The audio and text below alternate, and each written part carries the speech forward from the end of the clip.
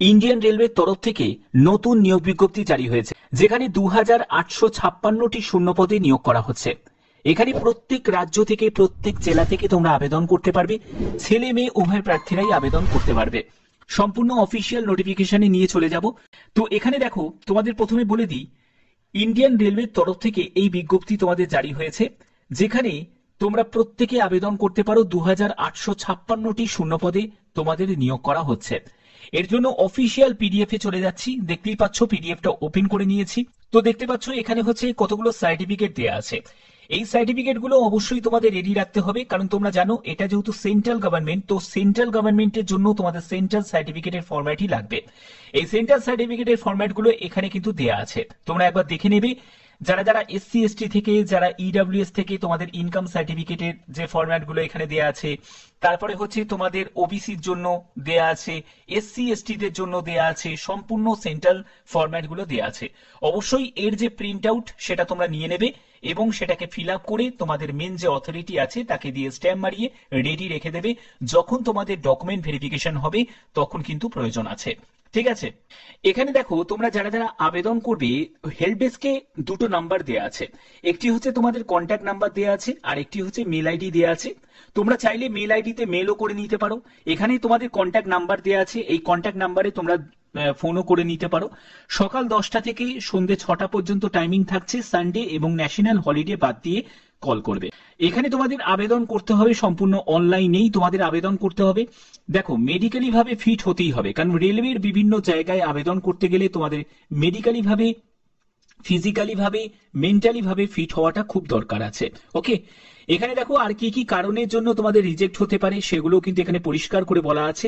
যে অ্যাপ্লিকেশন ধরো তুমি করলে এবং সেখানে প্রপার ওয়েতে যদি না করো তাহলে সেটা রিজেক্ট হয়ে যাবে।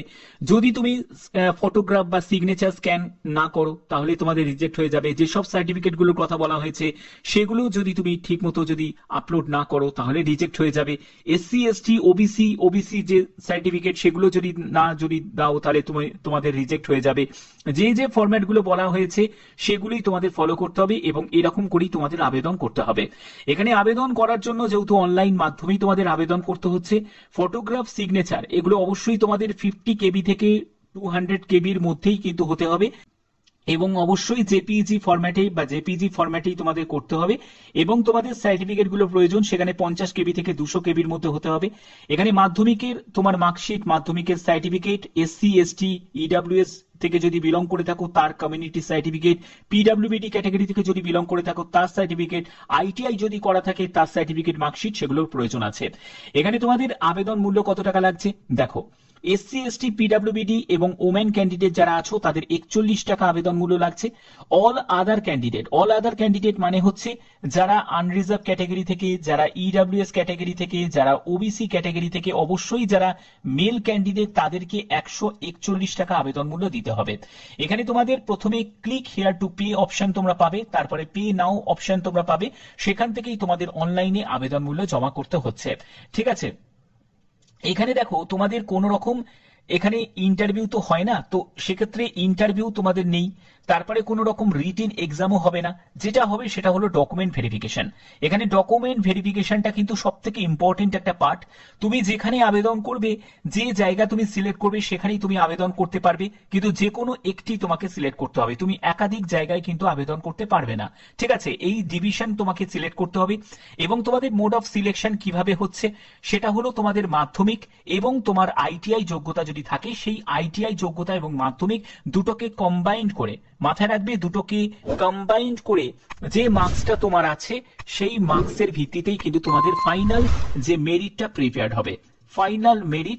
হবে। ওকে, আচ্ছা, এখানে দেখো তোমাদের সম্পূর্ণ ট্রেড গুলো ভাগ করা আছে। এলিজিবিলিটি ক্রাইটেরিয়া বলেই দিলাম, সেটা হলো মাধ্যমিক পাস যোগ্যতা প্রয়োজন, 50% তোমার মাধ্যমিকের নাম্বার থাকতে হবে এবং তোমাদের এনসিভিটি বা এসসিভিটি তোমার সার্টিফিকেট থাকতে হবে, তাহলেই তুমি আবেদন করতে পারবে।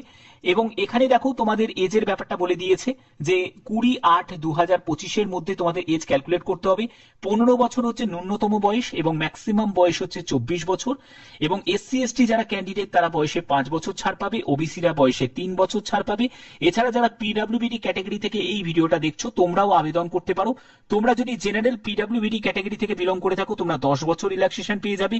এসসি এসটি যদি পিডব্লিউবিডি ক্যাটাগরি থেকে বিলং করে থাকো 15 বছর রিল্যাক্সেশন পাবে।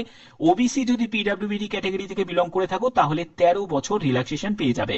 এছাড়া তোমাদের সম্পূর্ণ ডিটেলসটা এখানে দেওয়া আছে। টোটাল শূন্যপদ হচ্ছে 2865টি টোটাল শূন্যপদ, এবং ডিভিশন গুলো তোমরা দেখতেই পাচ্ছ। একটা হচ্ছে জেবিপি ডিভিশন আছে, বিপিএল ডিভিশন আছে, কোটা ডিভিশন আছে, সিআরডব্লিউএস বিপিএল আছে, ডাব্লিউআরএস কোটা আছে, এবং হেডকোয়ার্টার জেবিপি আছে। ঠিক আছে, এগুলো সম্পূর্ণ শূন্যপদগুলো ভাগ করা আছে, সম্পূর্ণ ক্যাটাগরি ওয়াইজ তোমাদের শূন্যপদ ভাগ করা আছে। এখানে দেখো তোমাদের 30শে আগস্ট থেকে তোমাদের আবেদন শুরু হচ্ছে, 29শে সেপ্টেম্বর পর্যন্ত আবেদন করতে পারবে। একদম অ্যাডভান্স তোমাদের আপডেটটা পৌঁছে দিলাম। 2865টি এখানে স্লটস আছে। সেন্ট্রাল রেলওয়ে, দেখো ওয়েস্ট সেন্ট্রাল রেলওয়ে তরফ থেকে এই বিজ্ঞপ্তি জারি হয়েছে, যেখানে অ্যাপ্রেন্টিসশিপে তোমাদের নিয়োগ করা হচ্ছে। এবার তোমাদের অনেকের প্রশ্ন জাগতে পারে যে স্যার অ্যাপ্রেন্টিসশিপ করে আমাদের কি সুযোগ হতে পারে। দেখো প্রথম কথা, তোমরা অ্যাপ্রেন্টিসশিপ চলাকালীন স্টাইপেন্ড পেয়ে যাবে।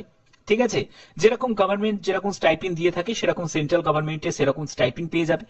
এছাড়া তোমাদের অ্যাপ্রেন্টিসশিপ করার ফলে যে সুযোগ সুবিধাটা তোমরা পাবে সেটাও আমি তোমাদের বলছি। সেটা হলো যখন তুমি গ্রুপ ডির জন্য আবেদন করবে, তখন গ্রুপ ডির ক্ষেত্রে তোমাদের প্রথম কথা হচ্ছে রিটিনের খুব কাট অফ কম যায়। ঠিক আছে, তুমি দেখবে রিটিনে যদি সিসিএএ ক্যাটাগরির মধ্যে যদি তুমি নথিভুক্ত হয়ে যাও, মানে অ্যাপ্রেন্টিসশিপ কমপ্লিট করার পরে তুমি সিসিএ ক্যাটাগরির মধ্যে নথিভুক্ত হয়ে যাবে, এবং সেখানে দেখবে কাট অফ দেখবে অনেক কম থাকে। ঠিক আছে, যদি ইউআর মানে একটা জেনারেল ক্যান্ডিডেটের যদি কাট অফ যদি ধরো 78 চলে যায়, সিসিএ ক্যাটাগরির যারা ক্যান্ডিডেট আছে তাদের দেখবে কাট অফ দেখবে 36-এ পেয়ে যায়, অনেকে 40-এ ডাক পেয়ে যায়। ঠিক আছে, এই এতটা হেরফের হয়, কারণ কতজনই বা আছে যারা অ্যাপ্রেন্টিসশিপ করে রাখে। তো এই হচ্ছে সুযোগ। তারপরে দ্বিতীয় ব্যাপার হচ্ছে কি, তোমাকে গ্রুপ ডি ক্ষেত্রে পিইটি তে তোমাকে বসতে হবে না। ঠিক আছে, পিইটি দিতে হবে না তোমাকে। ওকে, শুধু রিটিন কমপ্লিট করবে, তারপরে তোমাদের পিইটি আর দিতে হবে না, তোমরা ডকুমেন্ট ভেরিফিকেশনে চলে যাবে। অর্থাৎ এই সব সুযোগগুলো আছে যদি তোমরা একবার অ্যাপ্রেন্টিসশিপ করতে পারো। ঠিক আছে, এই হচ্ছে তোমাদের মেন ব্যাপার। বাদ বাকি তোমাদের সিদ্ধান্ত। এখানে সম্পূর্ণ দেখো ট্রেড ওয়াইজ ব্যাপারটা ভাগ করা আছে।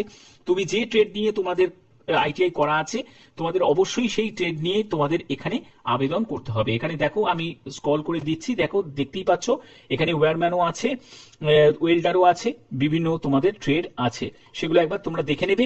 যারা যারা আবেদন করতে ইচ্ছুক তারা চটপট আবেদন করে দেবে। 30শে আগস্ট থেকে, মাথায় রাখবে 30শে আগস্ট থেকে আবেদন তোমাদের শুরু হচ্ছে।